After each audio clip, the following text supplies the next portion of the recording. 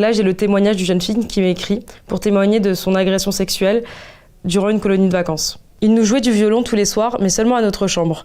On se sentait super touchés, c'était notre berceuse du soir. Je me réveille tétanisée. Je le vois, il met sa grosse main sur ma bouche et me baisse le bas du pyjama. Pareil pour ma culotte. Il me met des doigts, ça me fait mal. Je veux hurler, mais je n'y arrive pas. Je suis tétanisée, je hurle, mais rien ne sort. Je me sens si impuissante, je ne sais pas quand ça s'est fini. Je crois que je suis tombée dans les pommes le lendemain. Je m'appelle Anissa, je suis militante et créatrice de l'association MeToo Animation. Donc, je suis aussi animatrice en colonie de vacances depuis 4 ans maintenant. Et donc j'ai été en colonie de vacances jusqu'à mes 17 ans. Et puis j'ai décidé de passer le BAFA.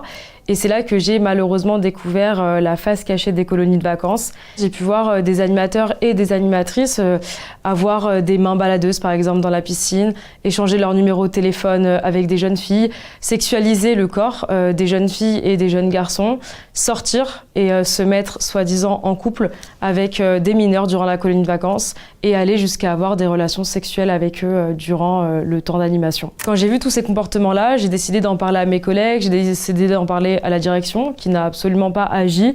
Beaucoup d'entre eux ne me croyaient pas et n'avaient pas confiance en ce que je racontais.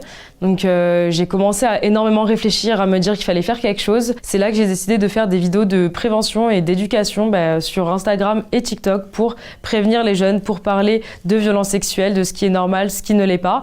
Désolée, ça va pas être une vidéo marrante, tout simplement parce que j'ai pas envie de rigoler. Parce que oui, un animateur de 18 ans et des jeunes filles de 12 ans, ce n'est pas légal, ce n'est pas normal. J'ai reçu plus de 400 témoignages en un mois de victimes allant de victimes de 5 ans à 12 ans jusqu'à 17 ans qui ont été victimes de viols, d'agressions sexuelles en colonie de vacances ou au centre de loisirs. Le témoignage qui a été l'énorme déclic pour moi, qui m'a énormément touchée, c'est une jeune fille que j'ai eue en colonie de vacances qui m'écrit pour me raconter qu'une de ses amies, durant la colonie de vacances où j'étais animatrice, pendant que moi je pensais mes jeunes en sécurité, en train de dormir, un de mes anciens collègues était en train de violer une des jeunes filles. Moi, quand j'ai eu ce témoignage-là, ça m'a littéralement brisé le cœur parce que je me suis sentie responsable en fait de ne pas avoir vu ce qu'il se passait.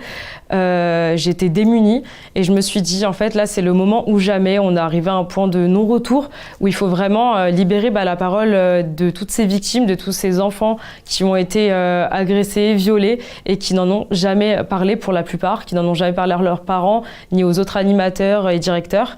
Et donc j'ai décidé de lancer tout d'abord le mouvement MeToo Animation pour libérer les paroles, qui est par la suite devenue l'association MeToo Animation pour faire de la prévention, agir dans les collèges et les écoles et ensuite réformer la formation du BAFA. J'ai décidé de lancer une pétition pour interpeller le gouvernement, pour interpeller les services publics, qu'ils puissent agir directement. Je demande tout d'abord une journée de prévention et de formation aux violences sexuelles dans le BAFA pour que les animateurs et animatrices aient des outils pour tout d'abord repérer les enfants qui sont victimes de violences sexuelles au sein de la colonie de vacances, du centre aéré, mais aussi repérer les comportements alertants d'autres collègues qui pourraient potentiellement être des agresseurs ou des agresseuses. Expliquer aux animateurs et aux animatrices les comportements qui ne sont pas normaux et qui sont illégaux, c'est-à-dire ne pas donner son numéro de téléphone, ne pas avoir de regard insistant, ne pas se mettre en couple avec les jeunes filles et les jeunes garçons qu'on va avoir en colonie de vacances. Il faut aussi se mettre en tête qu'il n'y a pas de consentement